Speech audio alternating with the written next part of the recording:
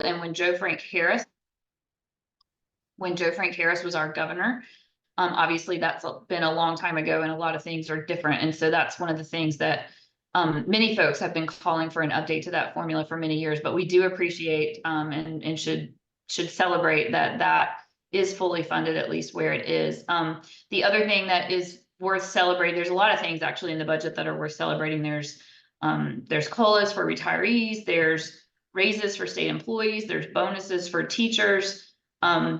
The HOPE grant and HOPE scholarship are fully funded at full tuition for all students who qualify for either HOPE or Zell. So that's the second year that has been true, which is very exciting. So a lot of good things are happening, and wanted to share some good news before we talk about some of the bad bills that did, in my opinion, make it out of either the House or the Senate. And for better or for worse, it seems that more bad came out of the Senate than out of the House, as far as red meat political bills. So now all those bills come over to the House for us to deal with. But that's in a nutshell. Oh, the other thing I want to share sort of as opening remarks that happened this week is that I qualified to run for re-election for House District 57. I did that yesterday.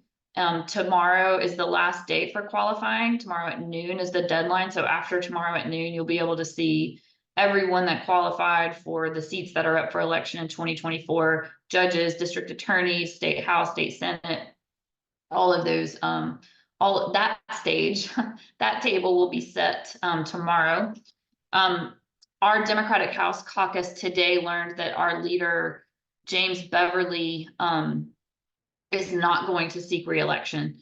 So that will be obviously a change to that Macon-Bibb County House seat, but also will lead to a change in our top leadership position going into the next legislative session. That he said today that he's going to finish out his term. He's not resigning, he's just not running again. And he'll also serve out, his plan is to serve out his role as leader through the election cycle, which could be very good because he's started the fundraising efforts and has been obviously very active in candidate recruitment.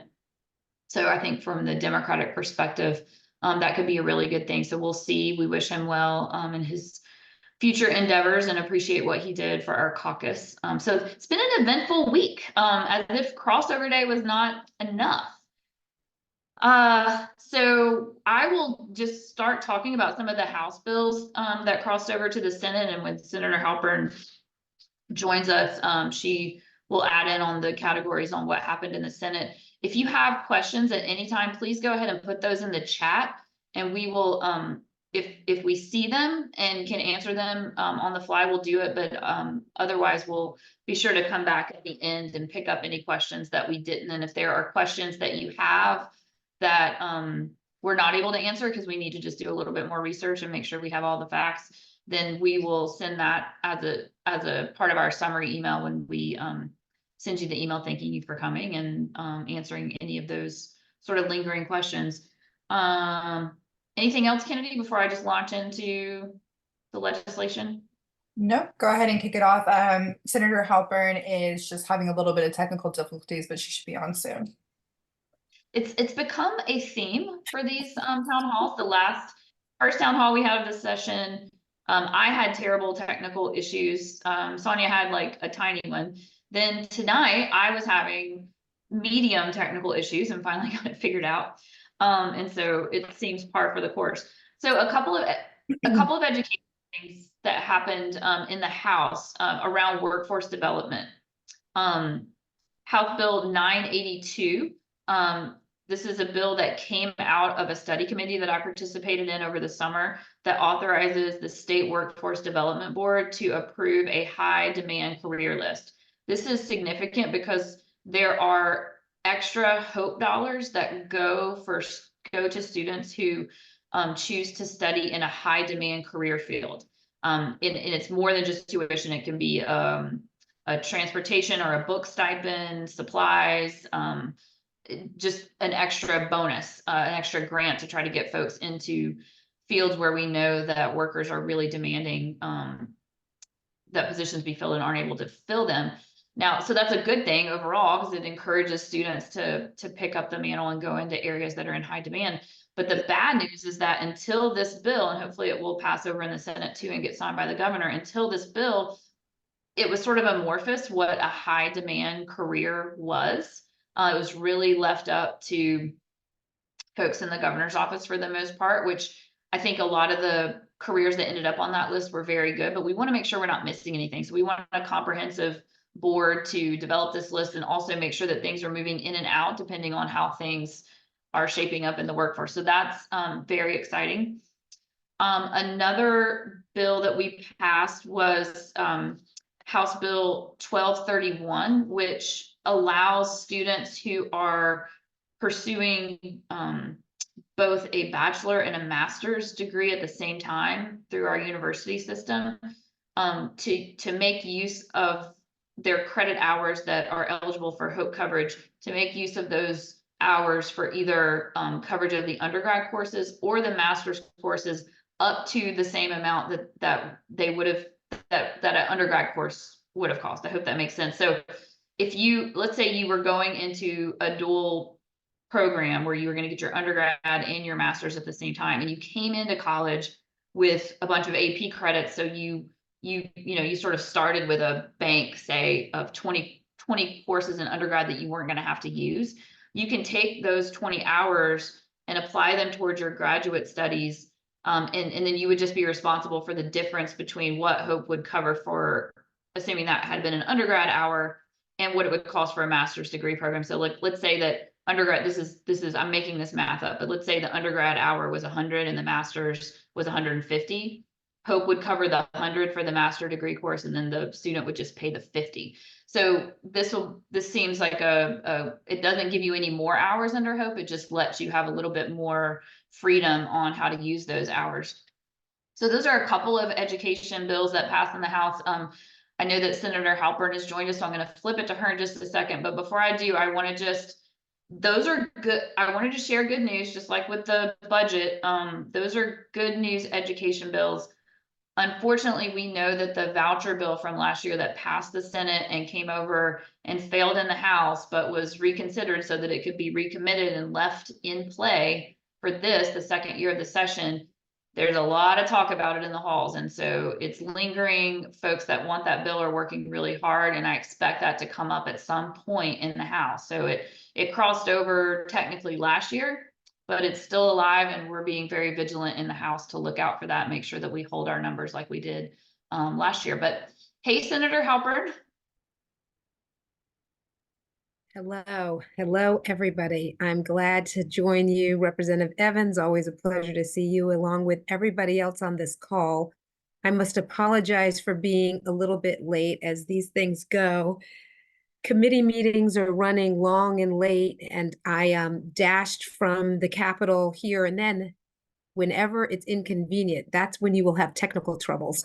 So I am glad to be on the call now, and I don't want to be redundant at all with anything that Representative Evans has already shared, but I'll just open up by saying that it really has been such an incredibly busy session. And I I'm telling you that the committee work days are long, the regular work days are long, but we're getting some good bills across the hall. And we are working on, I think, some things that will be very good in the long run for Georgians. And it sounds like we're talking a little bit about education, so I'll talk a little bit about that. But we got quite a number of bills over to the House by the time we reach the end of crossover day. And we are just now starting to take up some of the bills in earnest that the House has sent. Crossover day really is the point at which the tension becomes less Democrat versus Republican and becomes much more Senate versus House. And so we in the Senate are feeling some kind of a way that the House has just gotten us the big budget, the fiscal year 25 budget, their work to us later than I think they had anticipated. And that gives us a narrower amount of time for us to do the work that we have to do and reconcile that budget, because of course we will pass a balanced budget. And we actually have been already hearing House bills in committee and voting on those bills as well. And so they will be available for rules. We have not this week really taken up many bills at all on the Senate floor. And so we have kind of, we're slow walking, I think, into post crossover floor session. But we're still doing the work. And so I know I joined in and Representative Evans was talking about education. It sounds like you've already talked about the amended fiscal year 24 budget. The Senate, as I said, just got the House changes for the big fiscal year 25 budget. And we began yesterday having our appropriations meetings where we are hearing once again from all the department heads explaining to us the changes that they would like to see for this year's budget. And then we will figure out what we are doing to, we'll figure out what the Senate's going to recommend in terms of those expenditures. There will for sure be what we call a conference committee, and that conference committee will be made up of both House reps and senators, and they together will end up reconciling the differences between the governor's budget, the House budget, the Senate budget, to make a final determination that we will end up voting on. In the education arena, there are a number of bills that we passed that I think are good to mention. Let me just pull up some of those right now and tell you one of the bills that I'm excited about is a bill that would allow Narcan, what we call opiate I can't say the word, so I won't, but it's like Narcan. So in case of an overdose in a school setting, Narcan type product can be on the premises. Personnel will be trained, but it allows for it to be in our schools, K through 12. We know that moments matter in a case like that. And so in the same way that schools might have EpiPens, or in the same way that schools now are having plans around seizures, we want schools to be prepared in the event that something happens. So that's a bill that I'm excited about. Let me tell you that bill number, if I can pull it up quickly. That is Senate Bill 395, and I was glad to be one of the sponsors of that bill.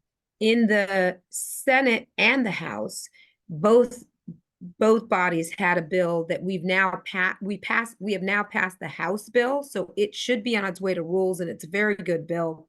And again, on the issue of safety in schools, every school must already have a school safety plan. We want that plan to include a cardiac emergency response plan, what's called a CERP, along with having automatic external defibrillators in every school. So this particular bill that we have now passed in the Senate that came to us from the House makes it really very well spells out that there must be 5 people on the team to react to a cardiac emergency response.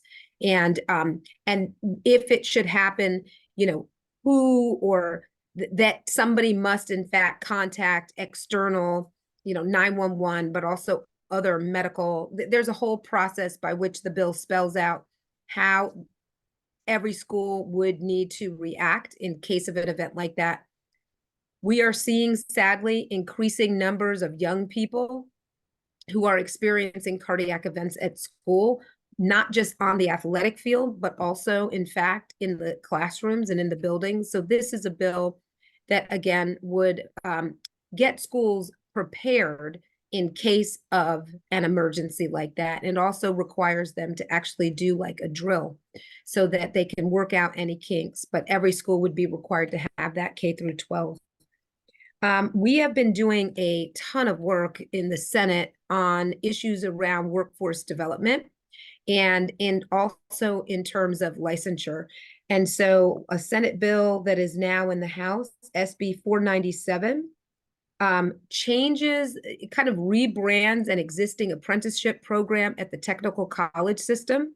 And it will be called the high demand, instead of the high demand career initiatives, it will be the high demand apprenticeship program. More and more you will hear us talking about making sure that Georgians are kind of workforce ready at every interval along one's career path.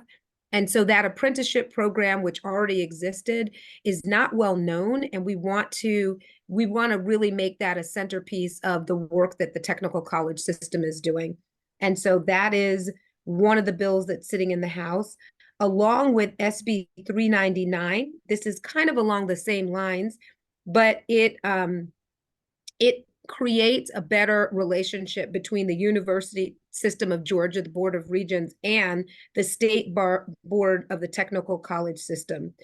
So it lets them to just create better articulation agreements and work more closely together so that credits can transfer from one entity to another entity, recognizing that the experience that anybody who's at our technical college has, and or the classroom experience that they've had, even if that's at the university system, we should just make it easier for people, more seamless for people to be able to move from one to the other without being penalized and really having to start over again.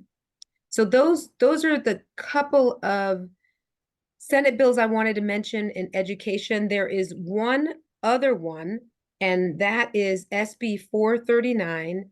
And I do want to tell you that one's a Atlanta specific bill. And I'm just going to pull it up because I want to make sure to tell you the dollar level. But it is going to change the ad valorem tax. So, you know, when you receive your property tax bill, a large portion of that is ad valorem taxes for education purposes, for APS. And so this bill allows for seniors to get some tax relief, senior homestead exemption. It allows them to get a tax relief. That's up to 100,000. We passed. It's up to 100,000 based on we passed that in the House already too, which was good. Yeah. One of the things that we've been hearing pretty consistently, of course, with rising property tax bills and just rising values of homes, is that especially for seniors, we've needed to do a little bit more work in order to be able to keep our legacy residents in place. And so this is one of those efforts. And so I'm glad to hear that that's passed out of the House already. That was all I wanted to share, I think, on education. We did have a couple of bills, I'll tell you, that didn't pass across, but that we're keeping our eye out on in case that language crops up in another bill. Once we hit crossover day, this is the time of the year where there's some horse trading, buying and selling. We're looking for vehicles, a place to put language that did not pass in individual kind of existing solo bills. And so there is a bill that was dealing with sex education that was a very troublesome bill. We were not able to stop that bill in the Education Committee itself, but it never made it out of rules into the floor of the Senate. So that one died, and we had a lot of anticipation over whether or not that would crop up somewhere on crossover day, but it did not.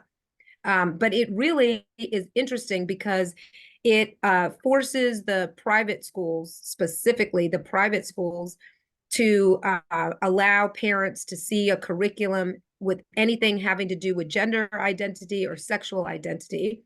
And for the public schools, it just requires the local boards of education to come up with their policy around that.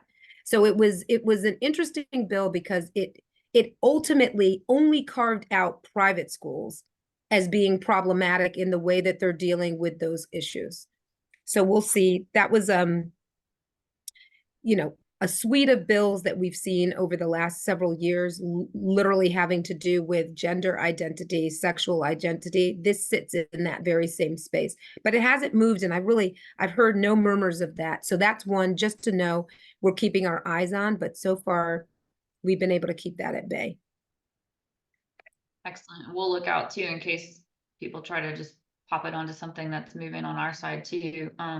That's what, when I was telling y'all earlier that generally a bill has to either pass the House or the Senate to stay alive. There are all these, they call them Frankenstein bills, where something you thought was dead suddenly pops up on another bill as an amendment. It's the time where all of us have to be super vigilant, and it's in our committees, where it looks like a bill, the bill number and the description seems innocuous, but then something's been added and you really have to read everything. And it's, I'm sure it's by design because we're all a little tired, all a little haggard at this point, but we all have to, keep caffeinated and read as much as we can. I'm gonna switch over to public safety for a moment, and I really just have one bill that I want to bring to your attention, and it's a bad bill, and it's crossed over to the Senate. That's House Bill 1105. It has to do with how local law enforcement interacts with federal ICE officials. Some of y'all are probably aware of the federal 287G program, which is a program where the ICE officials sort of deputize local governments to help them detain and bring in folks that are arrested or pulled over for traffic infractions, and then to detain those folks and turn them over to ICE.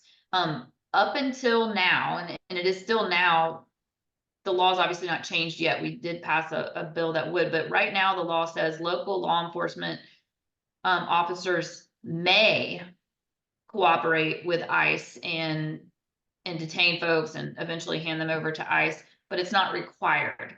And you know, I gave a speech against this bill on the House floor, and it's not because I'm for crime and it's not because I'm for open borders. It's just that I trust local law enforcement to prioritize where they need to spend their time. And because we know that citizens are 2 times more likely to commit violent crime than undocumented migrants, I don't mind if local law enforcement wants to prioritize keeping police on the street rather than assigning folks to detain individuals who may have been found to be undocumented and may have come to the attention of the local police officer simply because they got pulled over for a busted out taillight or ran a stop sign or some small traffic infraction. So it's not a forgiveness of those things, and they should still get a ticket for what they did wrong. And you know, it's not okay if they've broken our immigration laws, but just where are we going to put the priority, and where are we going to tell police officers to spend their time?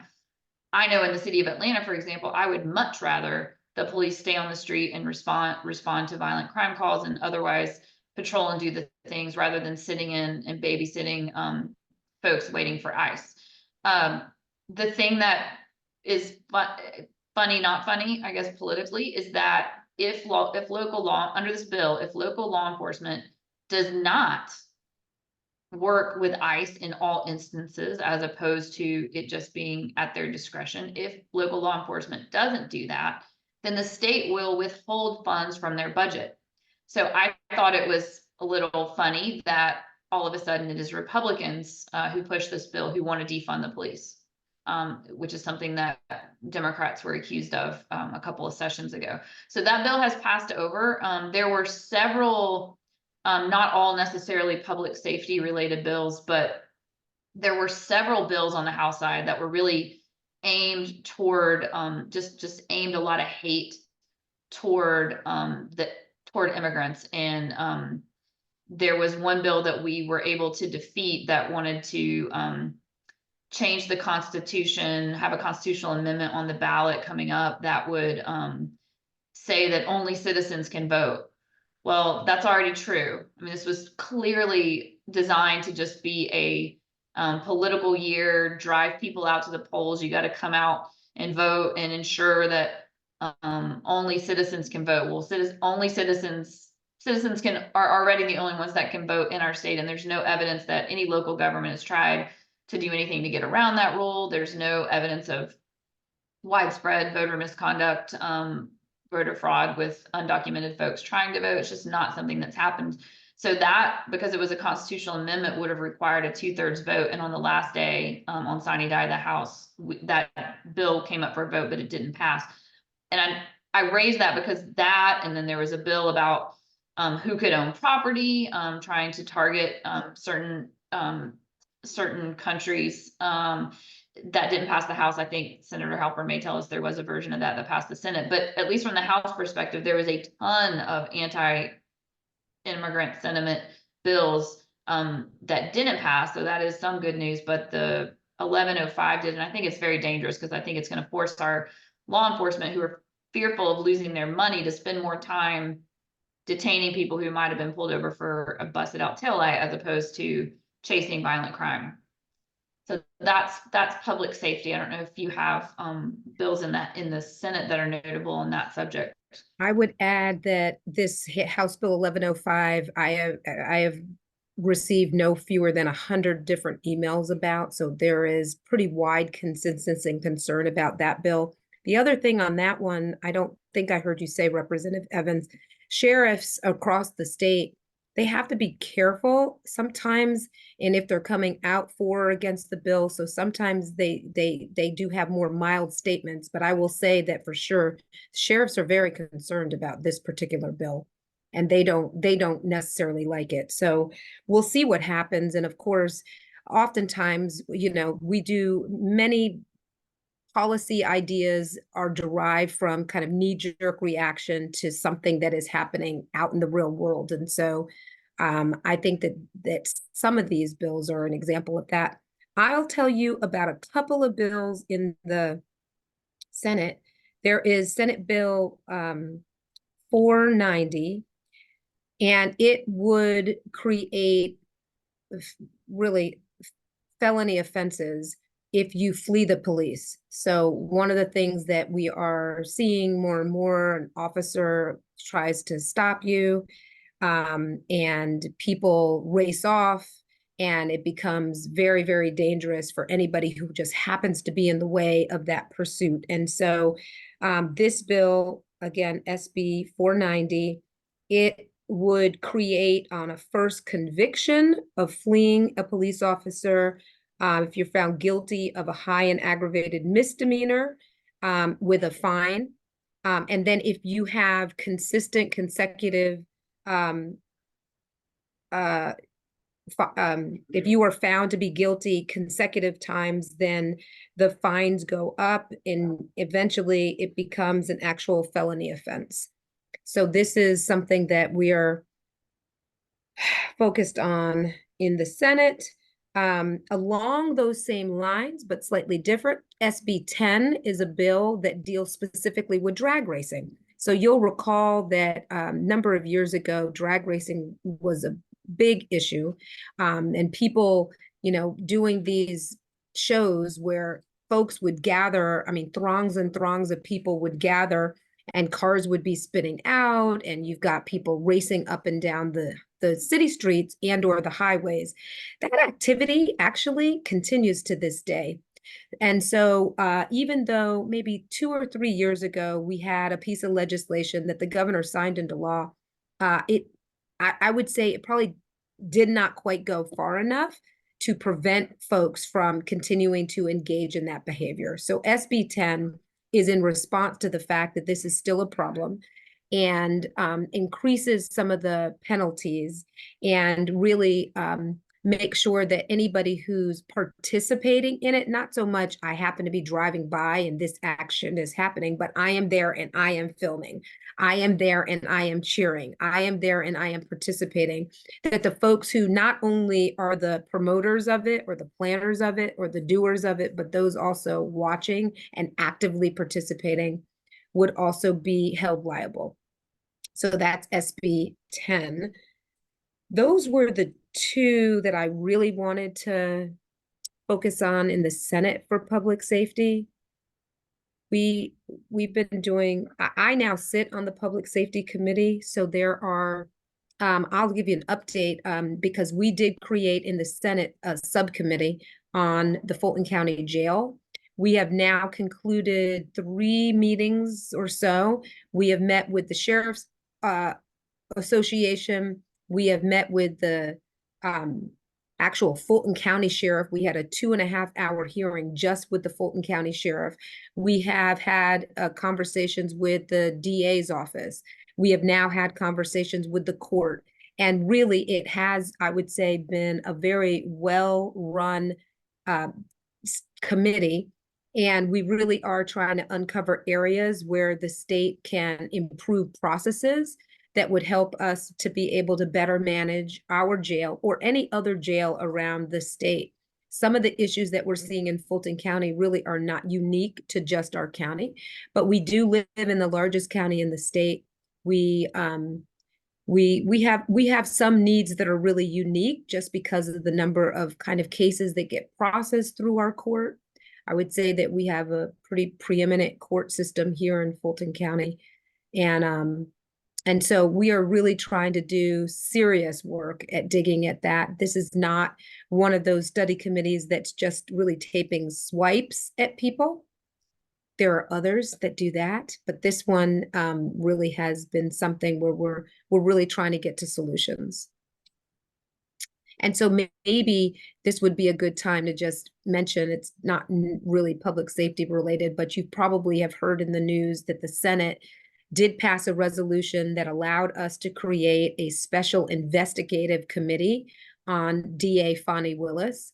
That committee also has subpoena power, which is not been something that we have typically utilized in the General Assembly, but apparently is an authority that we can hold.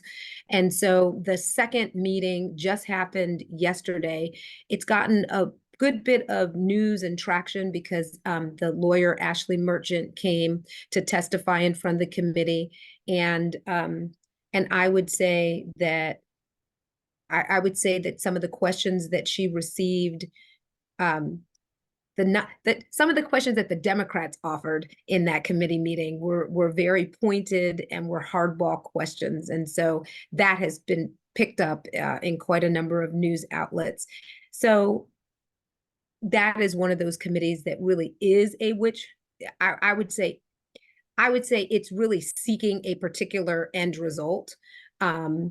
And so, what the Senate is saying, those who brought forward this resolution, what they are saying is that if there has been some wrongdoing, particularly as it relates to state dollars, because the state does help to fund our DA's offices, if there's been any misabuse or misappropriation of those dollars, that's part of what they're trying to get to the bottom of. But second meeting happened there. That will continue forward, but I don't think that the second meeting went quite as smoothly as the chair and others might have anticipated. It's so crazy that they're doing this right as we're still waiting on Judge Scott McAfee to make his decision, which also I mean,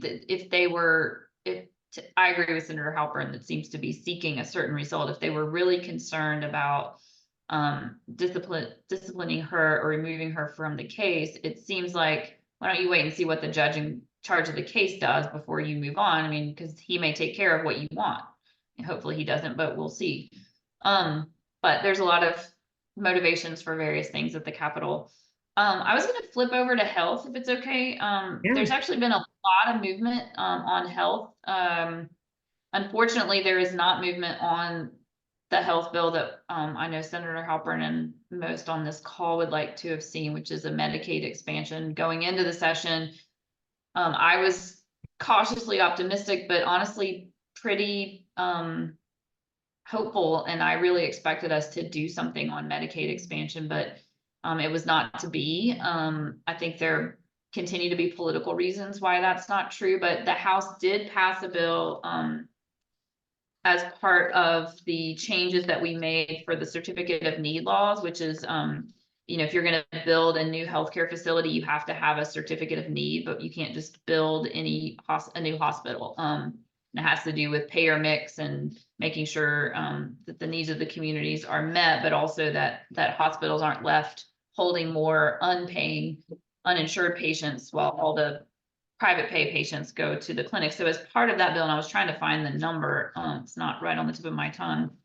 I think it's actually it's 1339, House Bill House Bill 1339. So it was mostly a certificate of need bill, but it also creates a committee to study Medicaid expansion. We don't need to study it anymore. We've been talking about it forever. And we have over half the country, well over half the country have states that have participated in this expansion, and we could certainly look at them for any data that we need about what works and what doesn't. But in any event, I'm going to remain optimistic that this is not, as I was at a town hall last night with Senator Elena Parent, and she said it's not if, but when, and it's just when. The when is not going to be this year, but maybe it will be next year.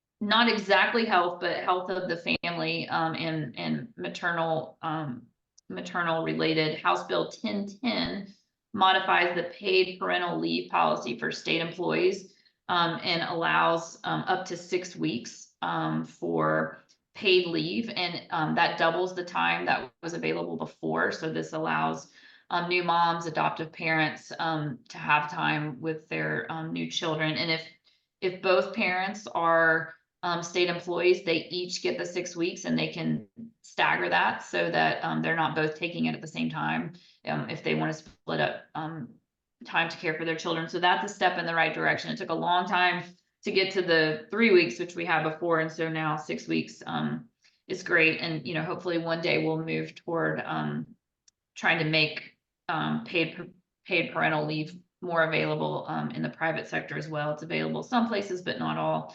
And then I want to mention House Bill 663, which is called the No Patient Left Alone Act. This bill permits a minor or an adult who's admitted to a hospital or long-term care to designate one person that can be with them always. This was a compromise bill that ultimately had the hospitals were okay with it, healthcare facilities were okay with it. What we came up with for 663, there was a bill introduced a couple of years ago that aimed for the same thing, but the hospitals did not like it, and there were a lot of problems with it. This grew out of COVID. You'll recall that during the height of COVID, hospitals and long-term care facilities were not allowing visitors. And while I understand the public health need to do that, it also had a terrible unintended consequence. I'm sure no one meant for this to happen, but you had a lot of folks dying alone. You had a lot of folks, left alone and without any of their friends or family except by phone for months, and it led to depression and lots of other issues.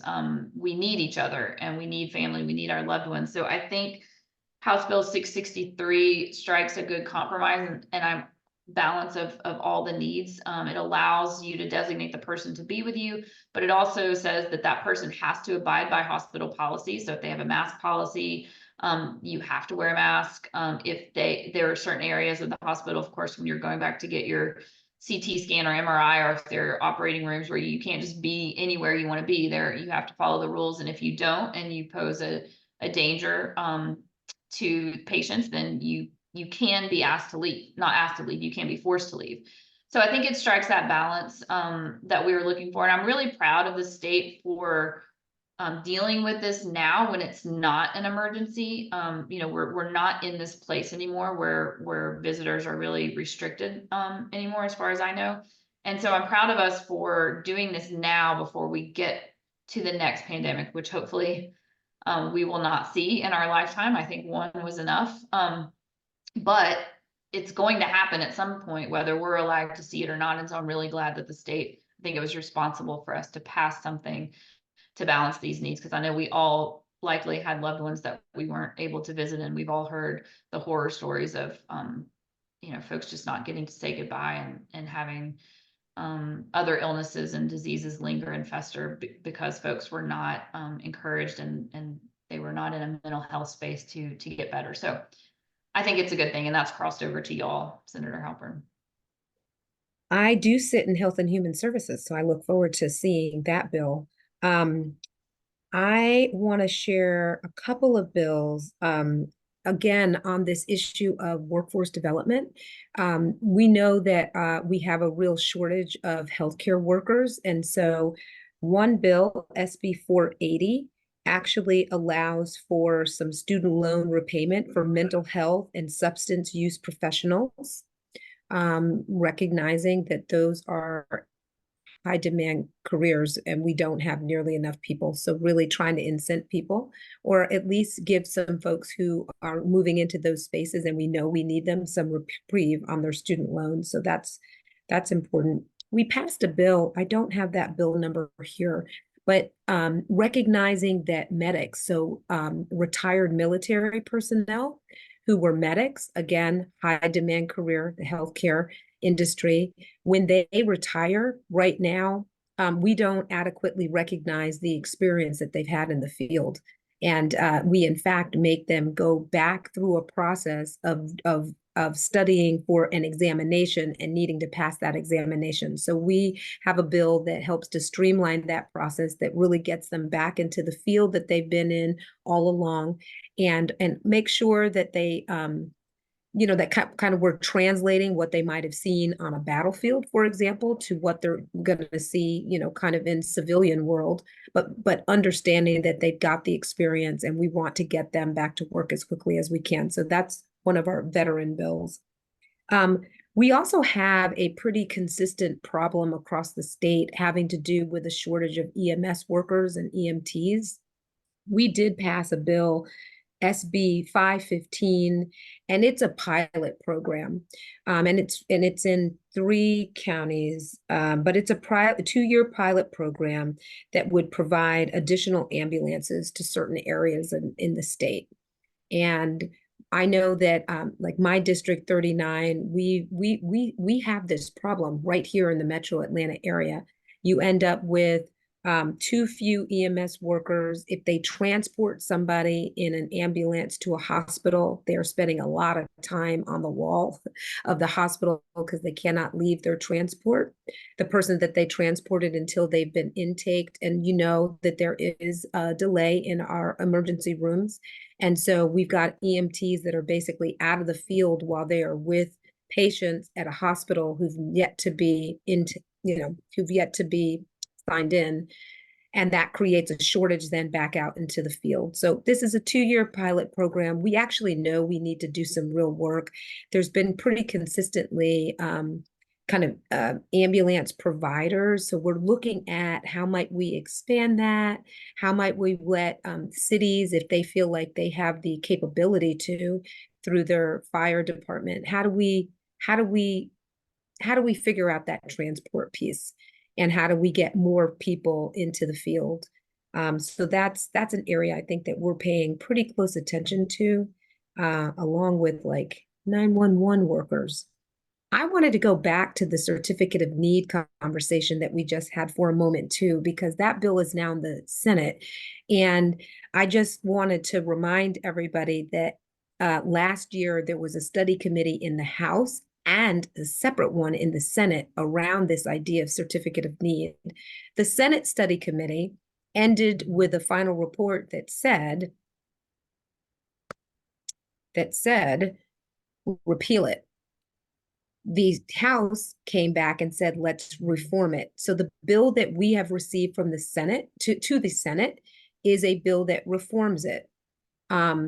I think that there's some fear that the Senate is going to want to rip it totally to shreds and repeal it altogether. But I am fairly confident that we're not looking for a full repeal. I don't think that there's an appetite for that, and that would be pretty dramatic. And so we're waiting to see what that bill looks like in kind of the Senate form. There was a meeting today, that bill's in regulated industries, and there was a hearing today on that bill. There was no substitute to that bill, but I expect a substitute to come, and then we'll have to see what it says and see if everybody in the Senate chamber can agree to it, or enough people to get it back over to the House, and then we'll see if they would agree or disagree with the changes that we've made. But I do think that what a difference a year makes, because when I first got to the legislature, which was only 4 years ago, certificate of need is one of those areas that really, truly, it is something that, it kind of broke down a little bit along party lines, and there was this sense that certificate of need needed to be in place, that without it, it would completely kind of upset the apple cart, and that all of the highest, best insured people would peel off to these new surgical centers and leave other patients and create really a two-tiered healthcare system. I think it's fair to say that we realize that we already have a two-tiered healthcare system. And with the closure, with Wellstar pulling out of both their East Point Hospital and Atlanta Medical Center, and the hole that that has left right here in an urban area, the way that I'm hearing literally everybody talk about CON has changed. So, I mean, a lot seems to have changed in a year's time. I think that there is much more appetite for some reform. I think that we see the reason why we need that reform. We've also got a couple of hospitals that are really on the brink, so we're worried about that as well. This is a year in which the rural hospital tax credit will sunset unless we renew that. So we're keeping our eyes on a number of different things. And of course, the Medicaid expansion conversation, which I was really hopeful about at the top of the session, and I'm less hopeful about now. But all of these issues really do, we have to be discussing all of these things kind of simultaneously, because they really do all factor. They just all factor. So anyway, that's it on CON. We will know much more, I think, by the time we get to next week in terms of what the Senate is doing with that House bill. Yeah, that seems to be the one area that I think, at least I feel that we'll most likely see that push and pull and tug between the House and the Senate, because there has historically, at least last session, very different priorities around healthcare for the House and the Senate. Some also including mental health legislation as well. So we'll see. Those are the things, as Senator Halpern said earlier, it's not really Democrat, Republican. And for those of us in the minority party, when the leadership in the House and the Senate start fighting with each other, I mean, I just sort of sit back and put my hands up, because I'm not a player in that fight, and there's not much I can do except watch and wait. But I do know that we'll expect that to happen, and I think healthcare is probably the place where those fights will be the strongest. But hopefully, we'll end up with some really good policy at the end of it, regardless of that, because at least both sides do want to see some movement in some way or form or fashion. So I was going to talk about a couple of legal-ish bills that passed out of the House and are now on their way to the Senate. The first one I know is something that many in Atlanta and around the state really have experienced, and it's surprising how widespread the issue is. This is House Bill 1017, creates the offense of unlawful squatting. So there's been an issue over the last several years where folks are going into homes that maybe have been vacant for a while. Maybe they're a second home that you're not at a lot. Maybe it's a house that's on the market. Maybe it's an Airbnb, whatever the case may be. These folks just start living in the homes. Some of them literally break in and start living there, and then it's difficult to move them out because you have to treat them like a tenant and you have to evict them. But even more just terrible and sort of blows my mind that this happens is that sometimes there are folks that are making up leases and advertising these properties, and then folks are responding and thinking that they move in and they think they have a valid lease, but they just happen to have gotten a lease or permission to be there with an Airbnb type deal, but not with the actual owner of the home. And then the owner of the home finds out, and then they've got to evict this person. And because of the way that the legal system is currently set up, in the backlog in the courts and the marshals being able to come out and get folks, it has led to this backlog and this real nightmare for folks that own a home, there's someone in there that's not authorized to be there and they can't get them out. So we are attempting to deal with the situation through House Bill 1017, and it came through judiciary. We had, I think, at least 3 days of hearings. We heard from the realtors, we heard from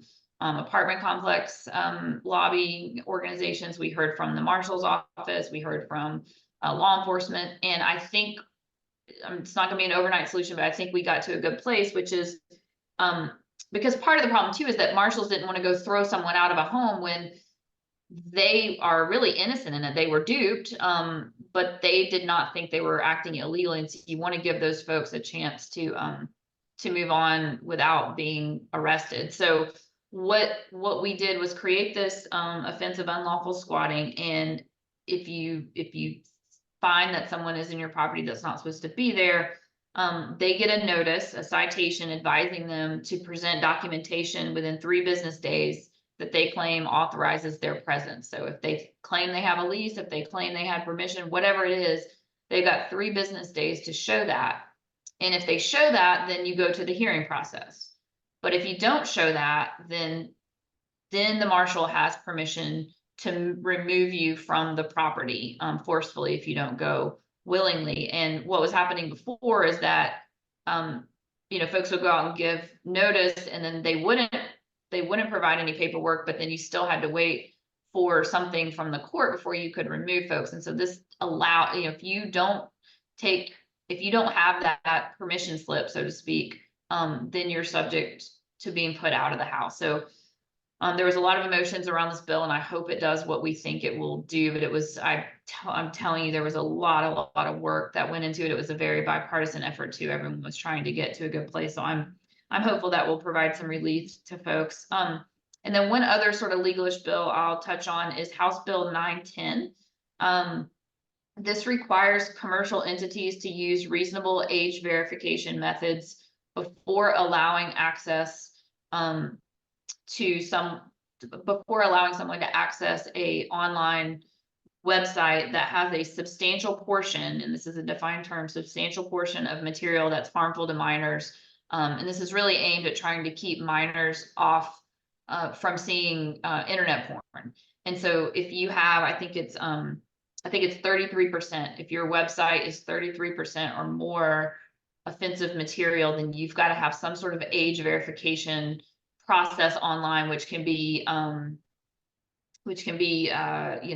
sort of way to show your driver's license, or I mean, there's a myriad of ways that you can do this. It has to be commercially reasonable. And this is one of those things that's not going to be perfect. I'm sure not going to catch everybody, but hopefully we can keep some of our kids from accessing this material online, because there's really been a lot of terrible information shared with us about how much young children are accessing porn online and the effects that it's having on them, and sort of how they view relationships and how they view members of the opposite sex and what their expectations are in relationships and things like that, especially when they're accessing not just regular porn, if that's a phrase, but also violent porn. And it was eye-popping to me as a legislator, but also as a parent of a 12-year-old and a soon-to-be 5-year-old.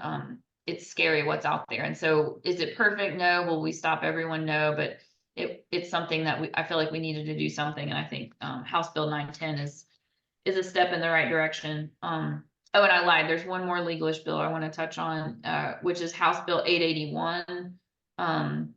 This is, I guess it was the Senate bill.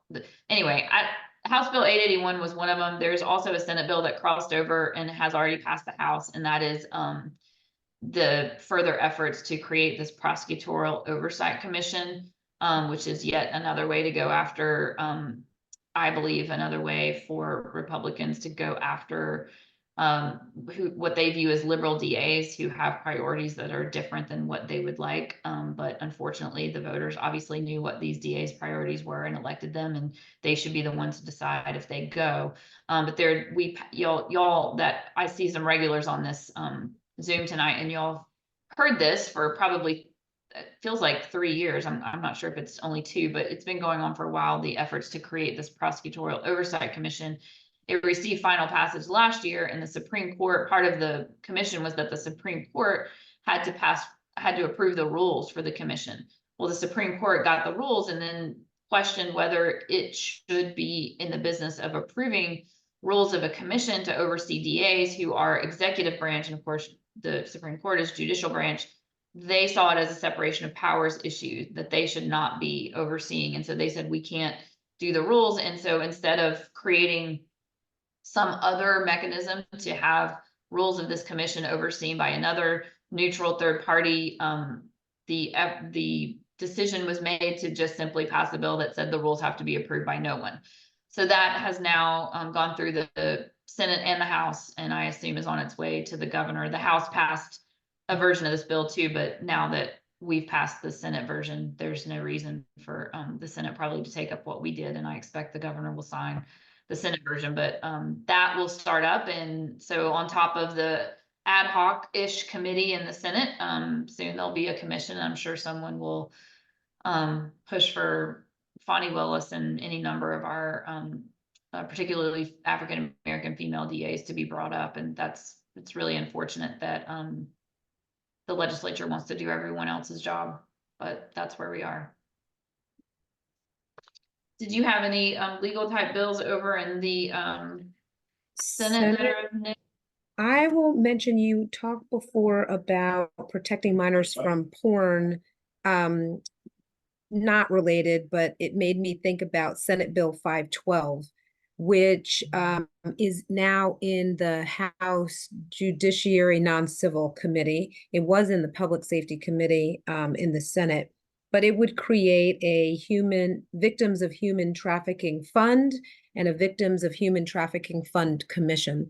We have over the years been pretty steadfast and bipartisan, usually not unanimous, in continuing to make sure that victims of human trafficking, that we're just thinking about victims of human trafficking and doing what we can to try to prevent it from happening in the first place, and then also supporting the young men and women as they come out of being trafficked and provide some services to them. These are initiatives generally very much heralded by the First Lady, Marty Kemp.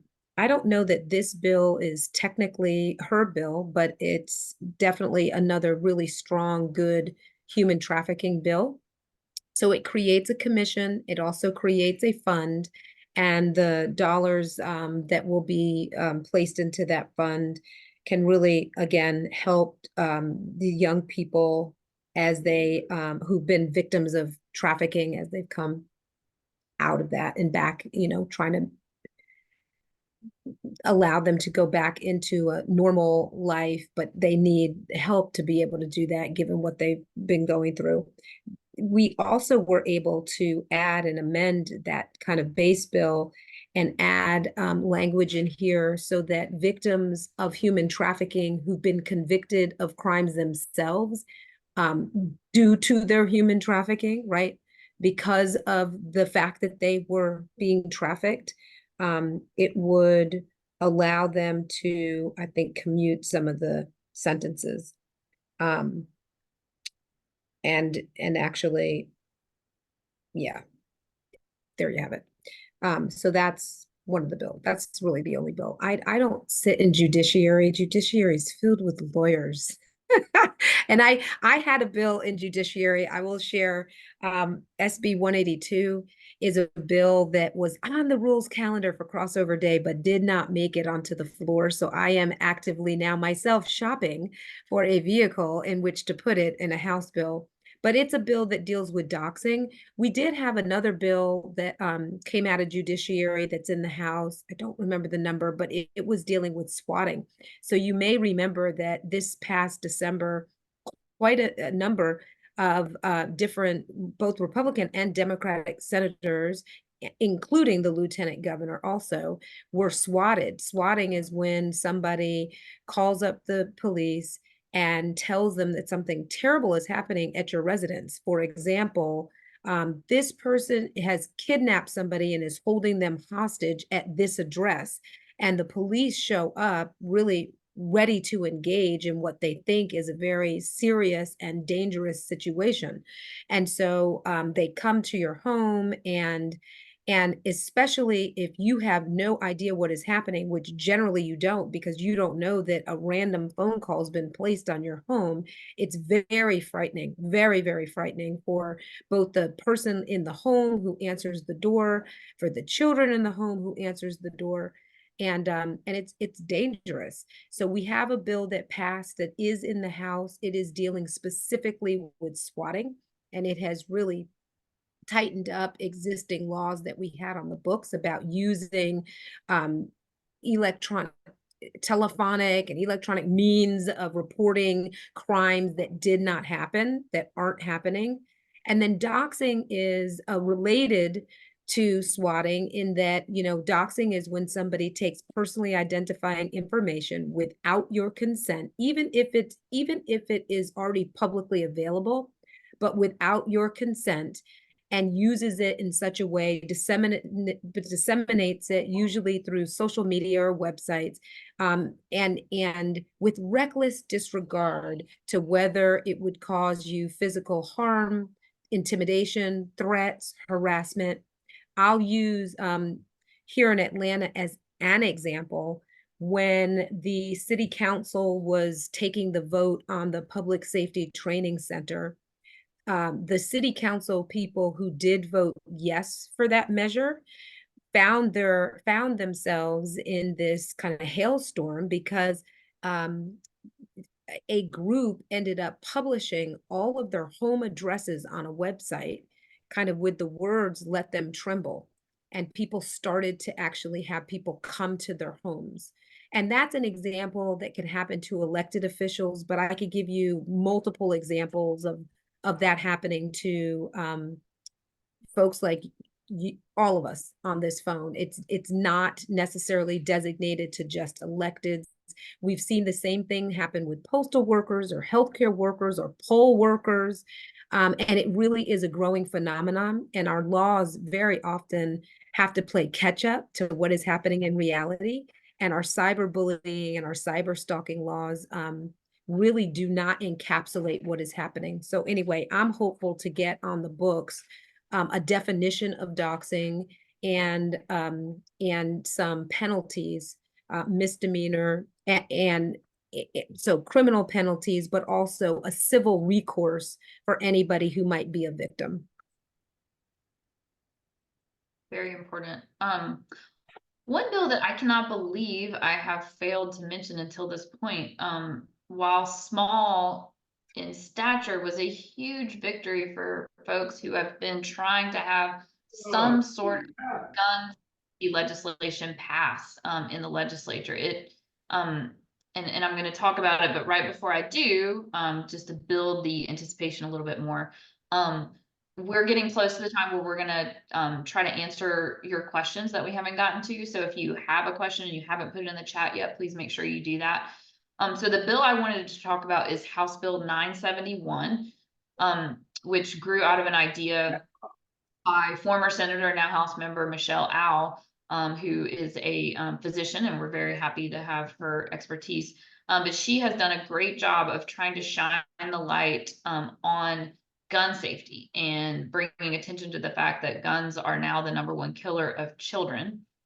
Yet we have historically done nothing to address any kind of common sense gun legislation. And it seems to be because the majority fears even discussing these kind of bills. But Mark Newton, who is also a physician, introduced House Bill 971, and at least gave Michelle Au some credit for working with him on it, which was at least nice. But this bill provides a tax credit for firearm safe handling instructional courses. If you take a gun safety training course, you can get a tax credit for the cost of that, and a tax credit if you buy a firearm secure storage device to keep your gun away from little hands in your home, and you can get a tax credit for these expenses up to $300. Now, I am the first to tell you, this is small. It's a baby step when it comes to the things that we should be doing around gun safety, but y'all, it's a big deal that we even got to vote on something.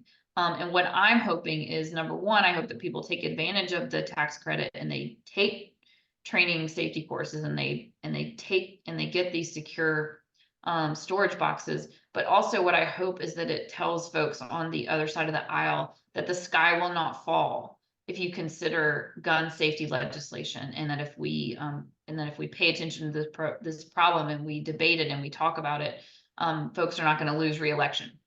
So I'm hoping that that's the lesson that comes out of this. So while small, there was a lot of cheering in the Democratic caucus over this bill, because we've just not had it at all. So I'm going to end there with the bills that I'm proactively bringing up, and Senator Halpern, want to see if you have any others you want to talk about, and then we'll try to field some of these questions Kennedy can help us.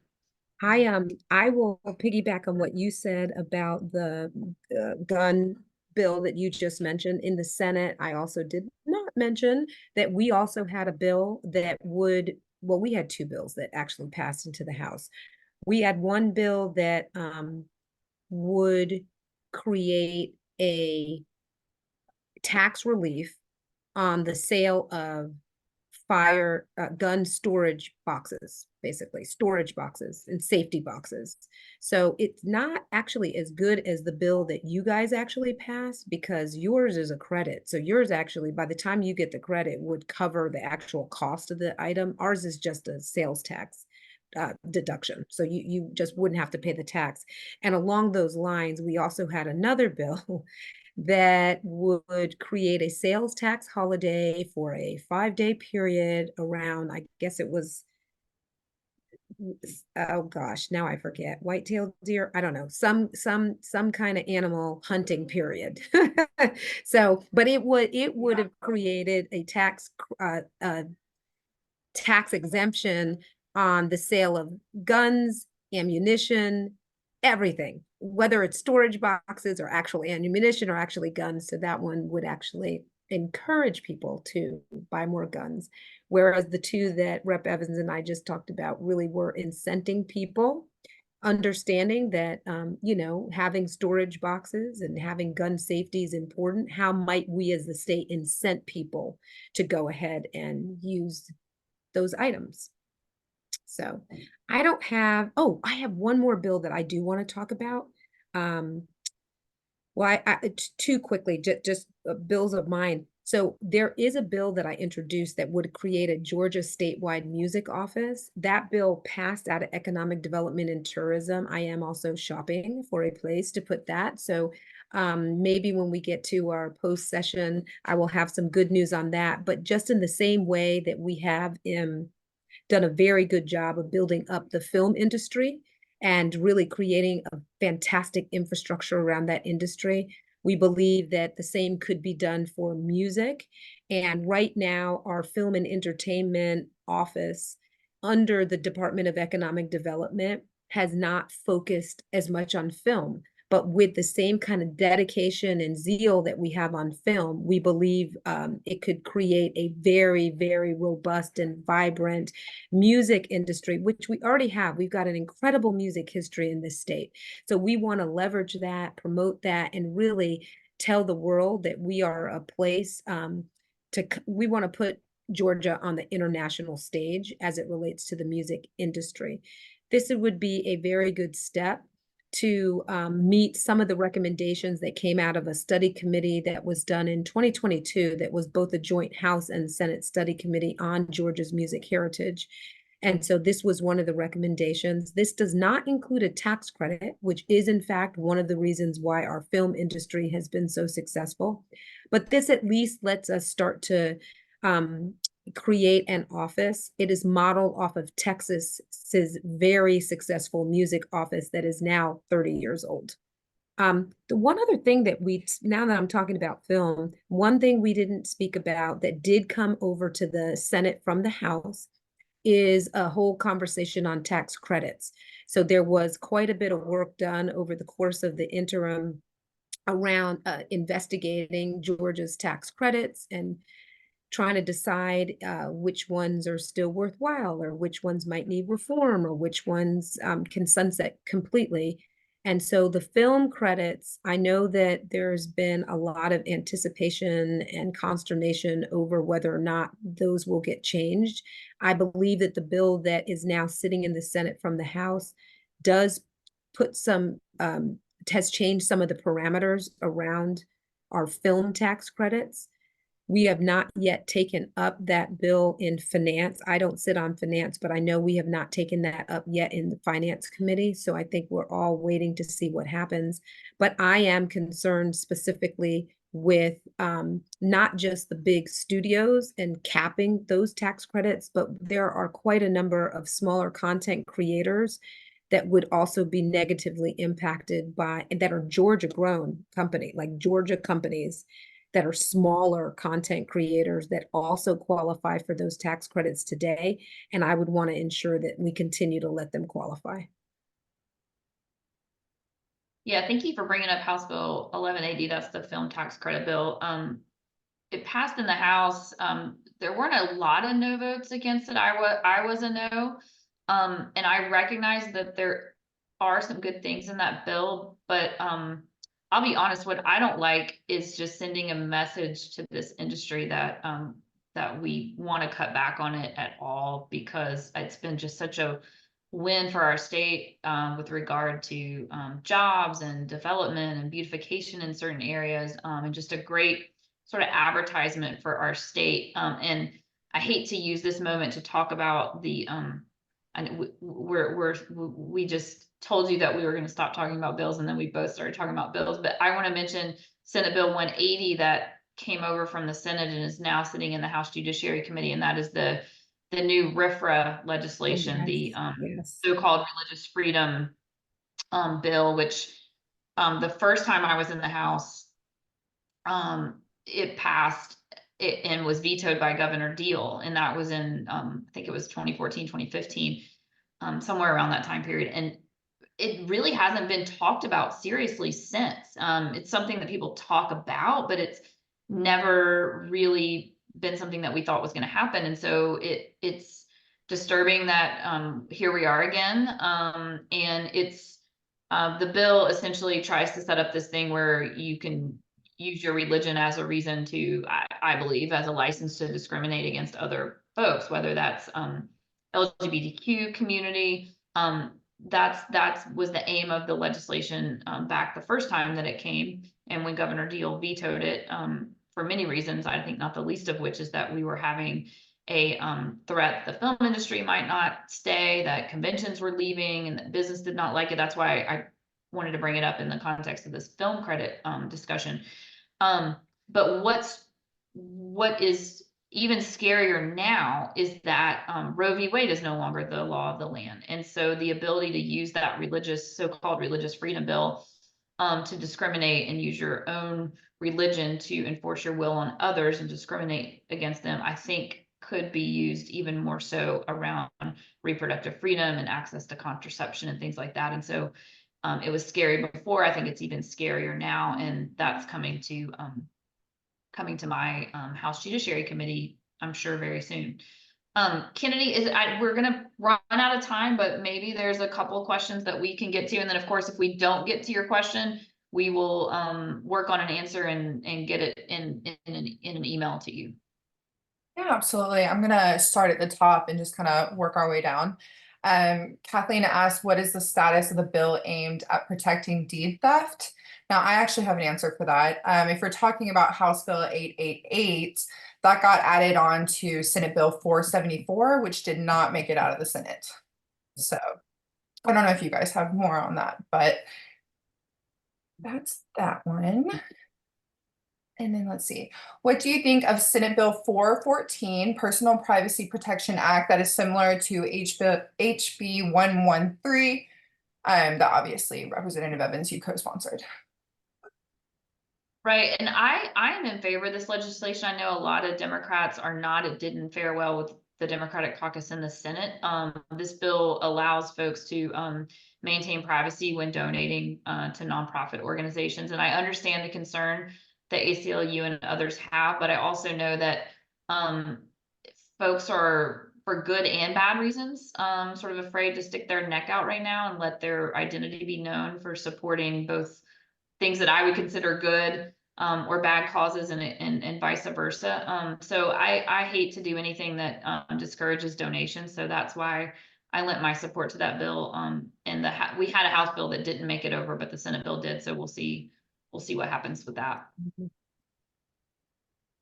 Can you all explain the data center bill? Yeah, we didn't talk about that one. Yeah, the data center bill, I believe that's HB 1192. I don't have that off the top of my notes either. Yeah, so I can speak briefly on it. I don't know that Senator Halpern, if the Senate's dealt with it yet, but in the House, this was the most usually when I'll back up and say usually when bills come to the House floor, they're gonna pass. The speaker doesn't put them on the floor unless they're gonna pass. This was one where I think going into the vote, folks really were not sure. It was very close, and it was Republicans, Democrats, for and against. But essentially, so a lot of data centers have popped up, and particularly in rural areas. And the fear is that they were pulling a lot of energy off the grid, and that the energy grid couldn't keep up, and that a lot of these centers are very noisy, and maybe the thought was that local communities didn't know what they were getting themselves into when they created these. And so the bill essentially just puts a holding period on opening new data centers. I guess the thought being that there would be more study. I actually had to step away from the Capitol when that bill came to the floor, related to the saga at the courthouse around Bonnie Willis, unfortunately. But so I didn't get to vote on it, but I had planned to vote no. Because we heard from Georgia Power that there really was not an energy issue, as far as they're being concerned that there was not going to be any energy available. And I don't really like the idea of assuming that local communities don't know the agreements they're entering into with these companies. And if they want to have the jobs, and if they want to make the money off the leases that they can get from these companies, I don't know why the state should step in and stop that. I mean, they don't have to enter the agreements. The local governments don't have to. And I just think if there's not an energy issue, I don't know why we need to put our hand on the scale. But there's a lot around this, and I don't pretend to know everything. And hopefully, as it continues to get vetted in the Senate, we'll find out more about whether it's really good, bad, or indifferent. Awesome. This one's actually for Senator Halpern. What do you think of HB 1053 to prohibit government agencies from accepting CBDCs, which was referred to banking and financial institutions in the Senate? Let me see. I don't know anything about this bill yet. I do sit on banking and financial institutions. I think we'll be having our next meeting one day next week. So I will need to bone up. I have no opinion on this bill yet, but we have not taken it up yet in banking and financial institutions. How are the betting bills going, and where are they? Oh, they're in the House. That's where they are. The Senate did our job. So here's what happened. Always in the House. So this has been a multi-year saga, right? This question, will we finally pass online sports betting? There have been a couple of things that I would say have slowed it down always. And part of that is you really do need you need a bipartisan coalition to actually get it done. This is not something that Republicans can do on their own. Which is to say that they don't have enough votes on their own to actually pass this bill. Why? Because you've got some people who truly, for religious reasons or just personal values, do not believe in gambling. And no matter what, they're going to say gambling's bad and they're not for it. They worry a lot about addiction. So those folks, you've got other folks who, for religious reasons, are never going to vote for these bills. And so this is one of those issues that truly, truly cannot get done without Democrats and Republicans working together. The other issue over time has been this question around whether or not it's going to require a constitutional amendment. Constitutional amendments are changes to the Constitution, but they also require in our chambers 2/3 vote, which gives it even a much higher threshold in order to be able to pass. And it effectively means that a ballot referendum would go out to voters, and voters would, the question about whether we are going to have online sports betting or whether we would have casinos would go to the voters for an answer. So that's also been one of the fights. Does it require a constitutional amendment? Does it not? Well, so this year, what has happened in the Senate is we have passed enabling legislation that very clearly spells out online sports betting, and we have now passed a constitutional amendment bill that says it should go to the voters. And importantly, in these bills, what we have done is we have spelled out percentages. It will still go predominantly to education. I mean, I think where there's starting to be really kind of a unison voice between both the House and the Senate is around this idea of early education, because both chambers put a lot of attention as of last year on literacy and making sure that our third grade reading scores are going to be different when we look back, when we do a look back 2 years, 5 years from now, it'll be better than it is today. Early learning has started to become an area that both chambers and both parties are really keened in on, and online sports betting is a way to generate that revenue in order for us to expand our pre-K and maybe even do like threes and get even younger kids in schools. But we need to be able to expand our facilities. We need to have more pre-K teachers. Anyway, so online sports betting becomes revenue that we can use toward that end. We've also allocated a percentage of dollars specifically to go towards addiction programs, understanding that that is a problem, and also requiring in the folks that would receive licenses that they actually have some, like the technology can allow you to kind of get a sense for if somebody's betting pattern is changing, or the technology is pretty good now being able to identify if something's changed or if somebody might actually have a gambling problem. From what I understand, most people in online sports betting, keep a kitty, but it's like $50. It's pretty low. So people aren't necessarily spending hundreds and hundreds and hundreds of dollars every week. But anyway, a lot of these platforms are now able to really kind of identify when there might be problems and cut people off. Anyway, we're requiring that in the licensees. Anyway, all that's to say is I think the Senate has done as much as we can do on this issue, and it is now sitting in the House to decide how they feel as a chamber and as a body about constitutional amendments and how they feel about online sports betting. But the deal here is just online sports betting. I think we've had other bills that have included horse racing. We've had other bills that have included casinos. There's been a lot. We even have a bill now in the House. It didn't make it out, but it was just dealing with fantasy sports, letting people do fantasy sports. But yeah, the House has been not so great to pick up the mantle after the Senate, because y'all have now twice passed bills and sent them over, and we have not done anything with them. I don't know. I have gotten my hopes up so many times on this because I think this is something that Georgians are doing, and we're losing the revenue. I'm just most excited about getting the money for Hope and pre-K, particularly pre-K, and what it could mean. So I'm trying not to get my hopes up again, but 50-50, I don't know, maybe 60-40 against. So it's almost time. Well, it is time to leave. We're over a limit, and y'all need to go powder your nose and get ready for the State of the Union. But I did want to answer this one last question that I saw about, ranked choice voting isn't going to make it this year, but what about a study committee for election reform? I'm still expecting us. I don't think ranked choice voting is going to pass, unfortunately. I haven't heard anybody talking about a study committee. I wouldn't rule that out. But I'm also not ruling out us getting some kind of omnibus election bill before everything is over. The House did send one bill over that dealt with paper storage of paper ballots or something like that, something that was innocuous.